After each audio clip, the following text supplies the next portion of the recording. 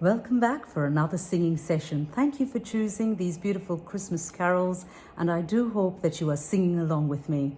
Now, this next carol has been chosen by quite a number of you. To begin with, it has been chosen by my aunt, Auntie Sharon, my friends Julia, Bharati, Charmaine, Nibadita, Sanam, and Upamanyu. It is a beautiful carol, a carol which has an interesting story, and I'm glad you are also finding the stories behind these carols equally interesting. Now, this story begins in France, and what we don't know that this very simple song was inspired by a request from a clergyman. It went on to become one of the most well-loved anthems of all time, and it all began in 1847 when Placide Cappeau du Roquemaire was a commissioner of wines in a very small French town. He was known for writing poetry and not a very good and regular churchgoer. But surprisingly enough, the parish priest asked Placide to pen a poem for a Christmas Mass. And that's when the poet honored that request and shared his talents with the church. As he traveled down a bumpy road to the French capital city, Placide Cappeau thought about this priest's request, and what came to his mind was the Gospel of Luke, and he used that as his guide. He imagined and witnessed the birth of Jesus in Bethlehem that night, and thoughts began to be impressed upon him, and he remembered that this night was a very special night, a blessed night, a holy night, a night which was like none other. And that is how he composed the poem Cantique de Noël.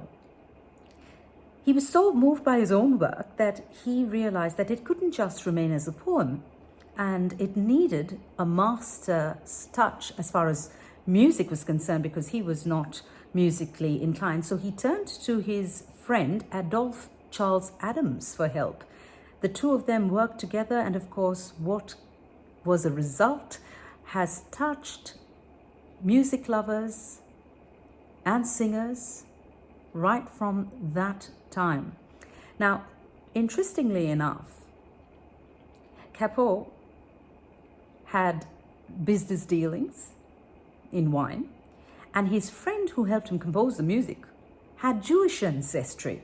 And so after a while, Cappeau had some difficult seasons in his life, and he ended up leaving the church. And of course, when people came to know that Adams was a Jew, things didn't sit very well, and for a while the song was relegated to oblivion almost. But then it fell into the hands of someone else who found and realized that this was going to be a song that would touch lives. Not only did he take this song from France, but he carried it across the sea to America. And that is where he brought this song to a whole new audience and to people thereafter around the world. There are many stories around this song, O Holy Night, but it seems at one stage it was a Christmas Eve, 1871. There was fierce fighting between Germany and France during the Franco-Prussian War, and one soldier got out of the trench and started singing it, obviously in French. After he completed a few stanzas, a German infantryman climbed out of his hiding place and continued by singing in German. And it seems for that period of time, there was peace and harmony. Of course, there may be seasons in our life where everything seems in upheaval, but at this time, as we remember the birth of Christ, remember his desire to be our friend, may we sing joyfully and join together for O Holy Night.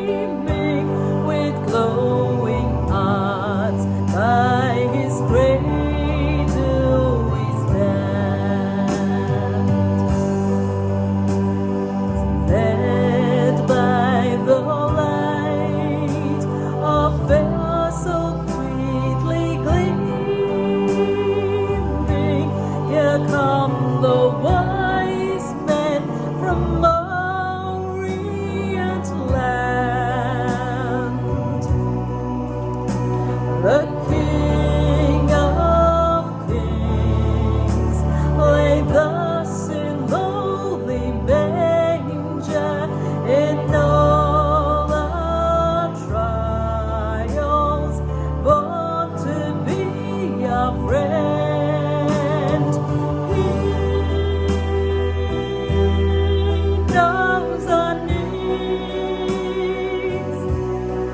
To our weakness is no stranger. Behold, your King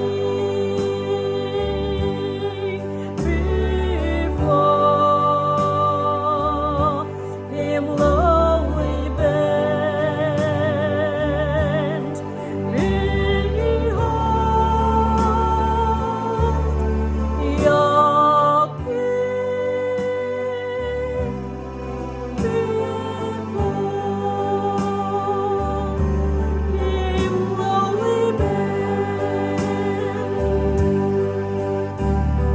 Truly he taught us to love one another. His law is love, and his gospel is peace. Chains shall he break, for the slave is our brother, and in his name all oppression shall cease. Sweet hymns of joy in grateful chorus raise me, let all within me praise his holy name.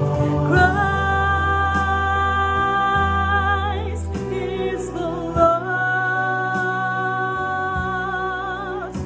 Whenever red praise we his power and glory evermore, evermore proclaim.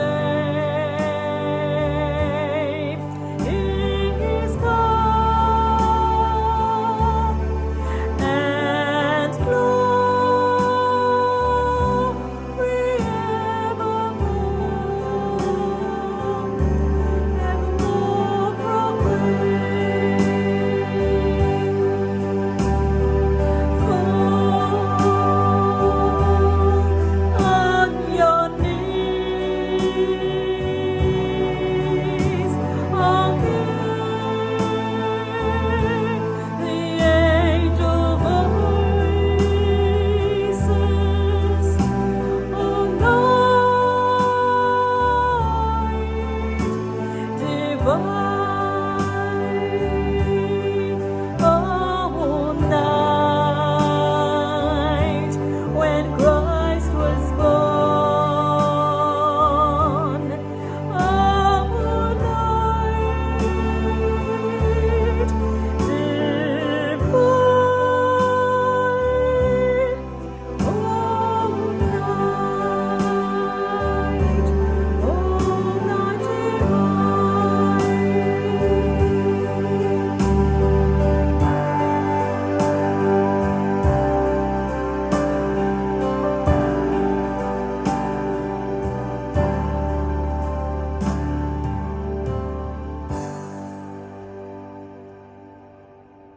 I truly believe that God blessed Cappeau and Adams, who composed this wonderful song, and thanks to John Sullivan Dwight, who translated into English, we can enjoy the song today. Now, Dwight was a very ardent abolitionist, and so the words, truly he taught us to love one another, his law is love, and his gospel is peace.